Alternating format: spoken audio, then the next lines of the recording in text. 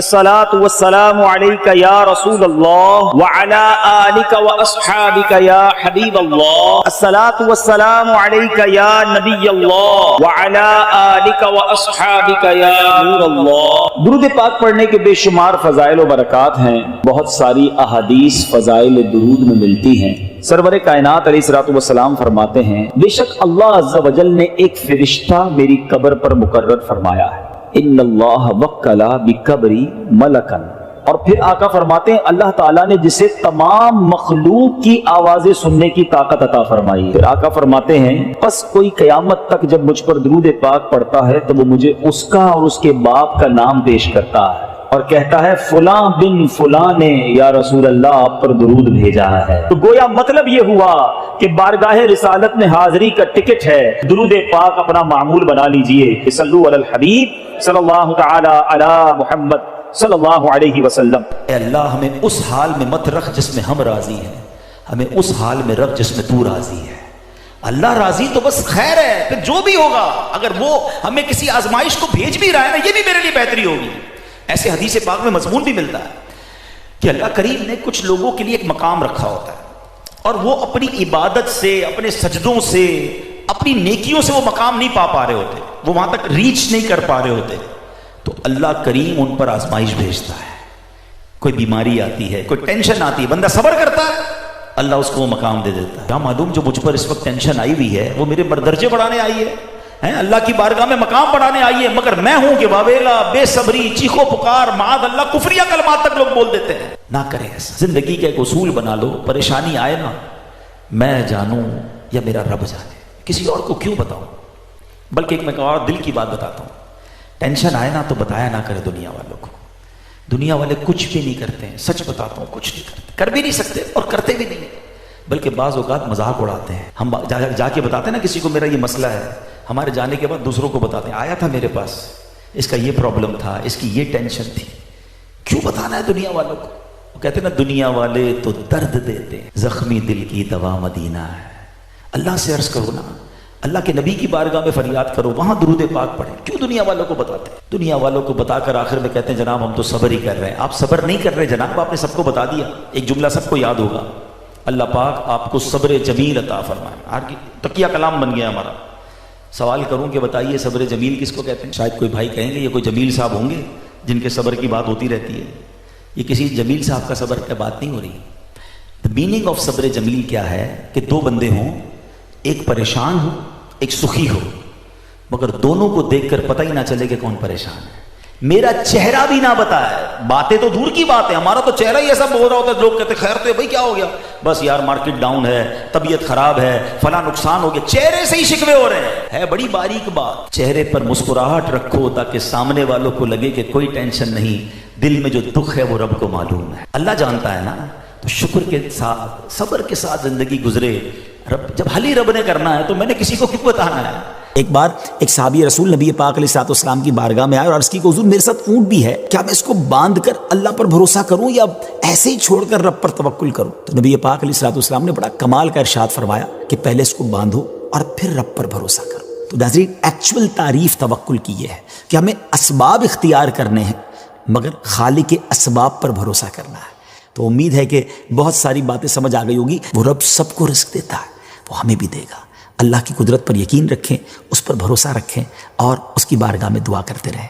حرام کے قریب نہ جائیے اور ہمیں اپنے ہاتھ سے کام کرنے کا بھی حکم دیا گیا ہے، تو کوشش کرنی ہے۔ ہاں کوشش کر کے جو اسباب اختیار کیے اسی کو سب کچھ نہ سمجھیں کہ چونکہ میری دکان ہے اس لیے مجھے رزق ملتا ہے، نہیں، رزق جو ہے وہ رب عز و جل عطا فرمانے والا ہے، رازق وہی ہے، بھروسہ اس پر ہو اسباب پر نہیں۔ لیکن توکل کو اس طرح نہ سمجھے کوئی کہ جناب اب کچھ کرنے کی ضرورت نہیں ہے۔ ایک مرتبہ زمانے کے مشہور بزرگ حضرت سیدنا ابو مسلم خولانی رحمۃ اللہ تعالی علیہ کی زوجہ محترمہ نے آپ سے کہا کہ ہمارے پاس آٹا بالکل ختم ہو گیا ہے۔ یہاں موجود اسلامی بھائی بھی اور مدنی چینل کے ناظرین میں اگر کوئی تنگی کا شکار ہو، کوئی غربت کا شکار ہو، کوئی پریشانی کا شکار ہو، بہت غور سے یہ واقعہ سنیں۔ آپ کی زوجہ نے کہا کہ آٹا ختم ہو گیا ہے، اب روٹی کیسے بنے گی، کھانا کیسے بنے گا؟ آپ نے اپنی زوجہ محترمہ سے فرمایا کہ تمہارے پاس کچھ رقم ہے جس سے آٹا خریدا جا سکے؟ تو اس نے عرض کی کہ جی میرے پاس 1 درہم ہے، جو اون بیچ کر حاصل ہوا ہے. آپ نے فرمایا لاؤ وہی درم مجھے دے دو تو میں بازار میں جا کے آٹا لے آتا ہوں. آپ دکان پر آٹا لینے گئے, گھر میں ایک ہی درم اور اس درم کا بھی آٹا لینا ہے جس کا کھانا کھانا ہے. جب آٹے والے کی دکان پر پہنچے تو ایک فقیر وہاں آن پہنچا اور اس فقیر نے کہا کہ اے ابو المسلم خولانی, ایسا کرو یہ ایک درم مجھے دے دو, مجھ پر صدقہ کر دو.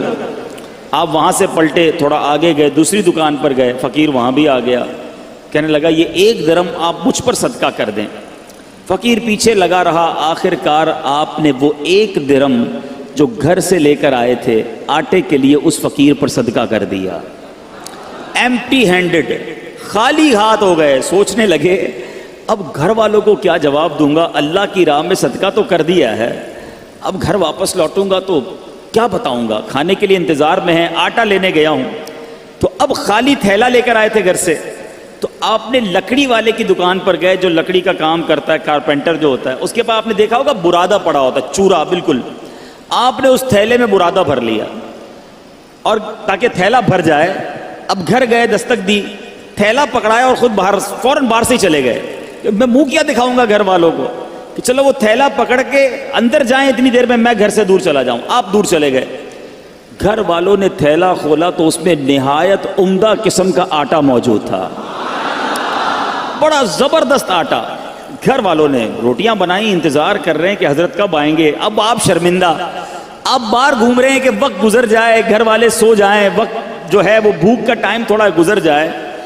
اب سارا دن گھر نہیں گئے, آپ کی زوجہ محترمہ انتظار کرتی رہیں. اب آپ رات کو چپکے سے گھر میں داخل ہونے لگے کہ گھر والوں کی ڈانٹ بھی سننی ہے کہ ہم نے پیسے دیے تھے آٹا لانے کو, آپ لکڑی کا برادہ دے گئے, مگر ان کو نہیں پتا تھا اندر کہانی کچھ اور ہو گئی ہے.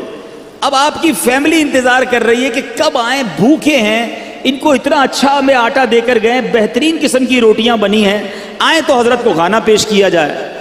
آپ چپکے سے گھر میں داخل ہوئے تو آپ کی زوجہ محترمہ فوراً سامنے آ گئیں. اب آپ شرمندہ, مگر آپ کی زوجہ محترمہ بہترین قسم کی روٹیاں انہوں نے سامنے پیش کی. آپ حیران ہوئے کہ یہ کہاں سے آیا. تو آپ کی زوجہ نے کہا یہ اسی آٹے کی روٹیاں ہیں جو آپ لائے تھے.